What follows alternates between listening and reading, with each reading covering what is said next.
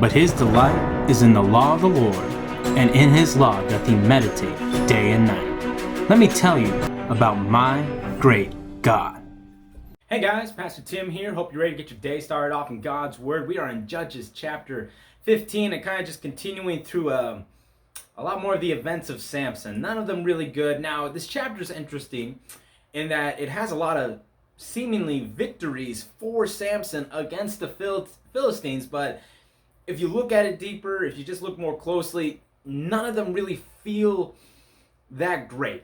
As in, they're victories that God allows him to have, that empowers him to get to combat the Philistines, but none of them occur for good reasons, for godly reasons, for righteous reasons. It's all still centered around Samson and his selfishness. And this chapter is also where we get the famous, where he kills hundreds of the Philistines with the jawbone of the donkey scene. It's where we see him tie up all the foxes and put fire on their tails and burns down all the crops of the Philistines in that city. And all these things are great blows to the Philistines, which is what the judge of Israel is supposed to do.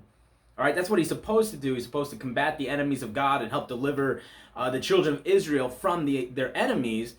But like I said, all these things are not happening seemingly for the right reasons. It's not because Samson's doing this for God's people. Samson's definitely not doing this for God. He's doing this for himself, his own selfishness, his own self-centeredness. And once again, this harkens back onto last chapter, where we see that he's only doing things because it pleases him well, not to glorify God.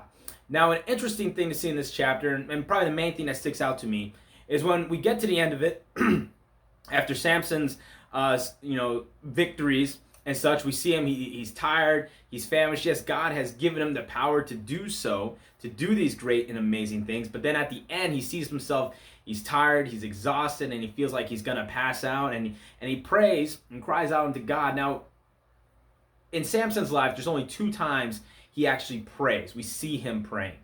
All right, and that is here in this chapter, and then in the next chapter when he asks God to give him the strength to bring down the house on the Philistines. But anyway, in this chapter he prays, and it's not even a respectful prayer to God. He's saying, hey, you brought me here, you're giving me this victory just to see me die right now. He's kind of saying, hey, God, do your job. Don't let me die. Give me something to drink. And God still provides him something to drink out of the jawbone of the donkey there.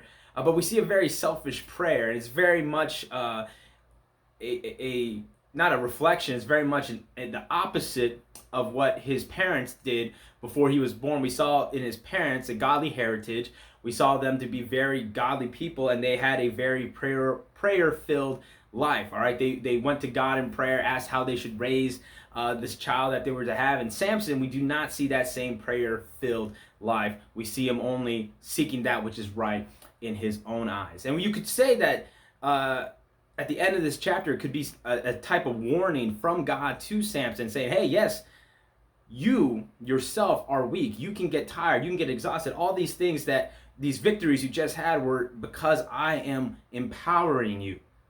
But Samson didn't take that warning. He did not heed it. He disregarded it, and he just simply, not even really prayed, but demanded that God give him water to drink.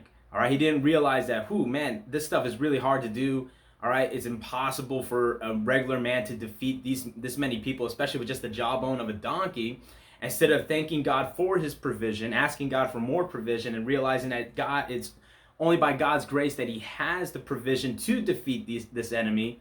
No, he selfishly sees it all about himself, and he selfishly demands God to give him water to drink, disregards the warning of his exhaustion, and simply goes out from that battle seeking to do more of just glorifying himself instead of glorifying God. He disregards the warning, and he does not see God in it all. He only sees what he's able to do, and he demands God to help him.